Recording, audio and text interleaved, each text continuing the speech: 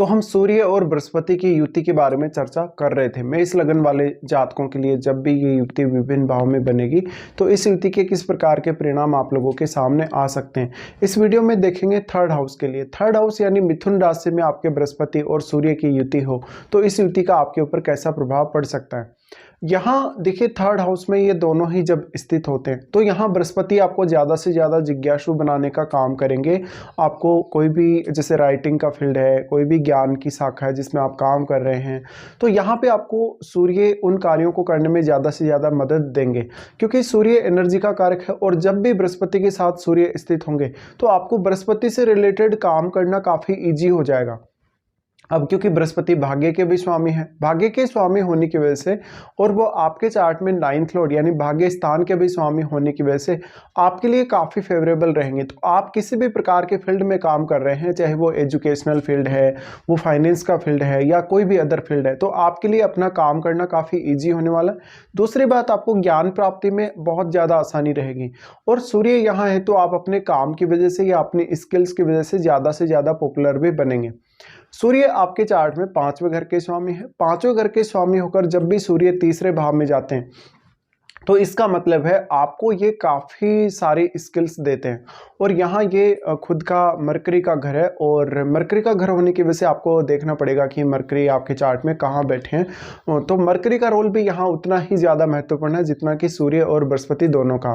तो आपके चार्ट में अगर बुध अच्छी स्थिति में है तो ये आपके लिए और भी एक प्लस पॉइंट हो जाएगा, सूर्य और बुध का जो कहीं ना कहीं अगर संबंध है आपके चार्ट में, क्योंकि सूर्य और बुध आपस में एक दूसरे से बहुत ही ज़्यादा क्लोज रहते हैं गोचर के हिसाब से अगर हम देखें तो यहाँ हो सकता है कि बुध भी आपके फिर तीसरे भाव में ही स्थित हो, तो ये आपके लिए और भी ज़्यादा फेवर करेगा आपको। अब क्योंकि हम सिर्फ और सिर्फ सूर्य और बृहस्पति की ही युति की बात कर रहे हैं, इन दोनों की युति थर्ड हाउस में है, तो आप छोटी आयु से ही ज़्यादा से ज़्यादा जिज्ञासु होंगे और लाइफ में हमेशा साहसी भी होंगे। मैनेजमेंट के स्किल भी आपको काफ़ी अच्छे होंगे।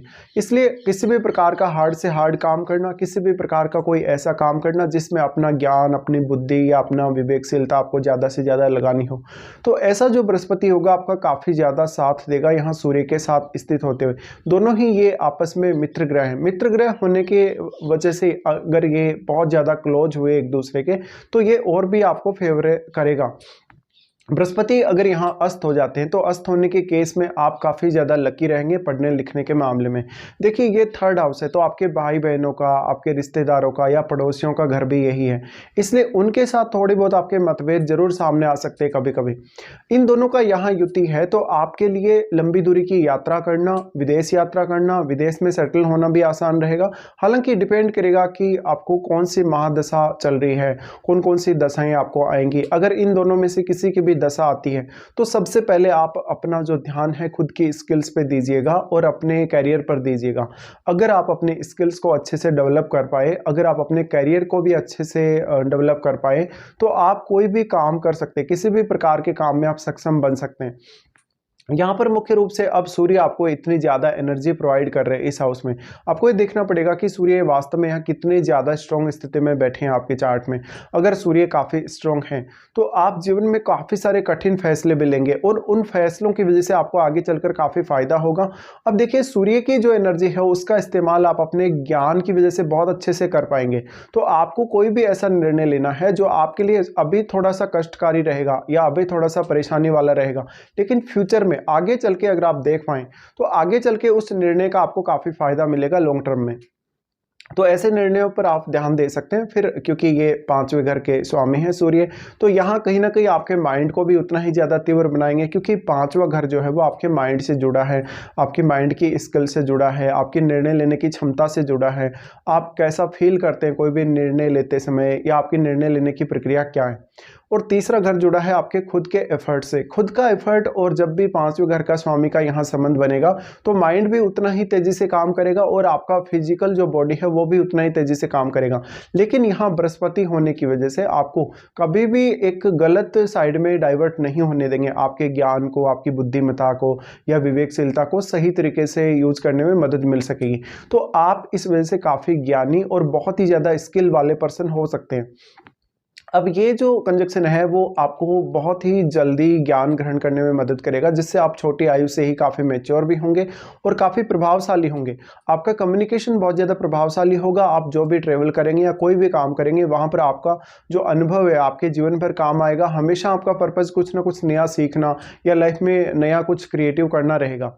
यहाँ पे अगर हम इनकी दृष्टियों के बारे में बात करें तो जो बृहस्पति हैं उनकी सबसे पहले दृष्टि आपके 7वें भाव पे पड़ेगी, और जब वो सूर्य के साथ स्थित होते हैं थोड़ा बहुत यहाँ आपका मतभेद करवा सकते हैं अगर आपके 7वें भाव में कोई क्रूर ग्रह बैठा हो तो यहाँ आप अगर किसी के साथ पार्टनरशिप करने जा रहे हैं या किसी के साथ आपका रिलेशनशिप है या आप मैरिड हैं तो उन मामलों में थोड़ा सावधानी बरतें। यहाँ पे देखिए सूर्य बहुत ही ज़्यादा ईगोइस्टिक भी आपको बनाएंगे, और बृहस्पति साथ है तो ज्ञान के मामले में भी आपको काफ़ी ज़्यादा ईगो देंगे।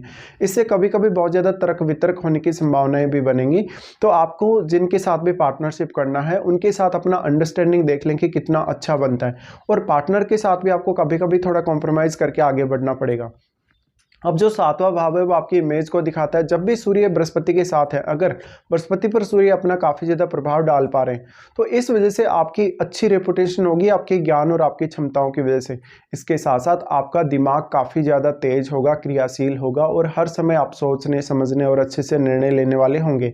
यहाँ लाइफ में किसी भी प्रकार का आपको गोल अचीव करना हो, किसी भी प्रकार का फील्ड में काम करना हो, चाहे राजनीति के फील्ड में हो, चाहे फाइनेंस के फील्ड में, एजुकेशन के फील्ड में, आप काफ़ी अच्छे से उस काम को अंजाम दे पाएंगे। लेकिन क्योंकि दोनों ही ग्रह सूर्य और बृहस्पति अपने अपने क्षेत्र में अगर देखा जाए तो काफ़ी ऑप्टिमम लेवल को दिखाते हैं, इसलिए हमेशा आप एक बहुत बड़े पद पे भी जा सकते हैं। आप इवन बहुत बड़े सरकारी पद पे भी आगे बढ़ सकते हैं अपने जीवन में।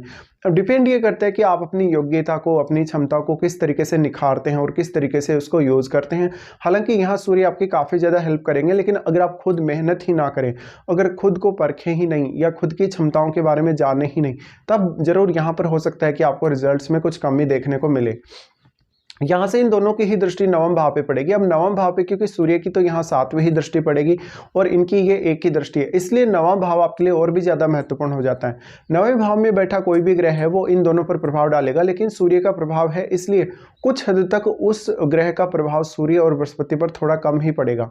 तो आपको नवम भाव में कोई भी ग्रह बैठा उसको देखना, अगर वो बुध जैसा ग्रह है तो आपके लिए और भी ज़्यादा अच्छा है, अगर वो एक शुक्र जैसा ग्रह है, चंद्रमा जैसा ग्रह है तो आपके लिए काफ़ी अच्छा है।